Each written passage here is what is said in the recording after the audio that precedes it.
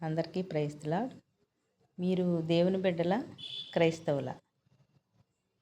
ఒకసారి ఆలోచించండి. దేవుని బిడ్డలని చెప్పుకుంటున్నారా? మేము క్రిస్టియన్స్ అని చెప్పుకుంటున్నారా? క్రైస్తవులైతే యేసు ప్రభు యొక్క జీవిత చరిత్ర తెలిసిన మనుషులు. ఆయన కన్యక మరియ గర్భాన జన్మించారు. సర్వ మానవాళి కోసం ఆయన ప్రాణము అర్పించారు. సిలువ వేయబడ్డారు, రక్తం కార్చారు, ఎన్నో నిందలు అవమానాలు భరించారు, మరణించారు, మరలా తిరిగి లేచారు అని యేసుప్రభు యొక్క జీవిత చరిత్ర పరిపూర్ణంగా తెలిసిన మనుషులు. దేవుని బిడ్డలైతే తనని ఎందరు అంగీకరించరో, తన నామమందు విశ్వాసం ఉంచి ప్రతి వారికి దేవుని పిల్లలగుటకు ఆయన అధికారము అనుగ్రహించెను. తన నామమందు ఎవరైతే రక్షణ పొందారో వారందరికీ దేవుని పిల్లలగుటకు అధికారం ఆయన అనుగ్రహించారు. ఆయన నామమందు రక్షణ మనకు అనుగ్రహించారు. ప్రభువా, నాకు రక్షణ దయచేశావు.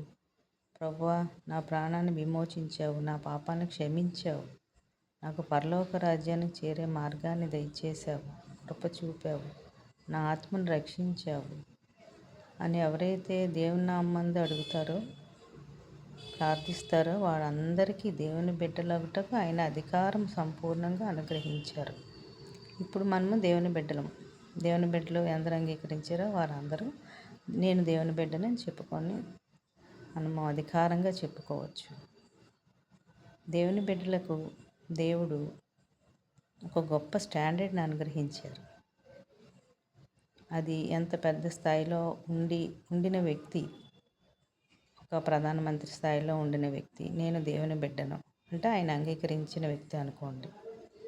తర్వాత కింద స్థాయిలో ఉండి, చాలా కింద స్థాయిలో ఉన్న వ్యక్తి దేవుని బిడ్డ అయితే, పెద్ద స్థాయిలో నేను దేవుని బిడ్డను అయిన వ్యక్తి నుంచి కింద స్థాయి నేను దేవుని బిడ్డను అయిన వ్యక్తి వరకు ఎవరైనా ఎటువంటి స్థాయిలో ఉన్నా దేవుని బిడ్డను అని చెప్పుకునే ప్రతి ఒక్కరికి దేవుడు ఒక గొప్ప స్టాండర్డ్ని అనుగ్రహించారు.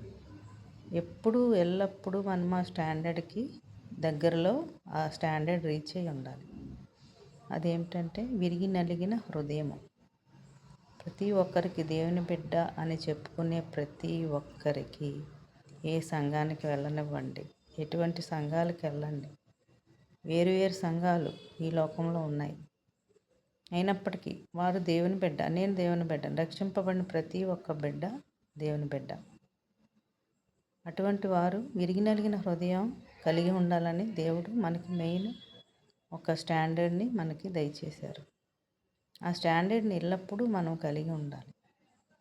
ఆ స్టాండర్డ్ని ఎప్పుడైతే మనము దూరం అయిపోతున్నామో, విరిగి నలిగిన హృదయం మన దగ్గర ఉండదో, మనకి దేవుడికి సమీపంగా ఉండడు.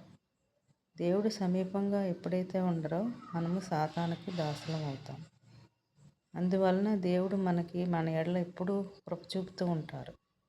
పడిపోకుండా వేరే వాక్యాల ద్వారాగా, మరి పరిస్థితుల ద్వారాగానో, శ్రమ ద్వారాగానో, ఏదో ఒక ద్వారాగా మనం మరలా విరిగి నలిగిన హృదయం కలగడానికి దేవుడు మనకి కృప చూపుతూ ఉంటారు. ఎందుకంటే మనకి ఏమి ఉన్నా ఏమి లేకపోయినా విరిగి నలిగిన హృదయం కలిగి ఉండాలి. ఆయన ఇచ్చిన గొప్ప స్టాండర్డ్ అది. దాని కొరకు దేవుడు అనిత్యము మనకు తోడుగా ఉండి, దాని కొరకు మనము అన్వేషించలాగున, దాని కొరకు కలిగి ఉండలాగున దేవుడు మనకి ఎప్పుడూ సహాయం చేస్తూ ఉంటారు. అది దూరమైనప్పుడే మనకి పరిస్థితుల ద్వారా తెలియచేయడము, వాక్యం ద్వారా తెలియచేయడము, ఏదైనా వినుట ద్వారా తెలియచేయడము, ఏదో ఒక సందర్భాలలో మనకి తెలియచేస్తూ ఉంటారు. అందుకని మనం ఎప్పుడు కూడా విరిగి నలిగిన హృదయాన్ని దేవుని బిడ్డ అని మనము చెప్పుకున్నప్పుడు విరిగి నలిగిన హృదయాన్ని మనం కలిగి ఉండడానికి దేవుడు మనకి సహాయం చేయనుగాక.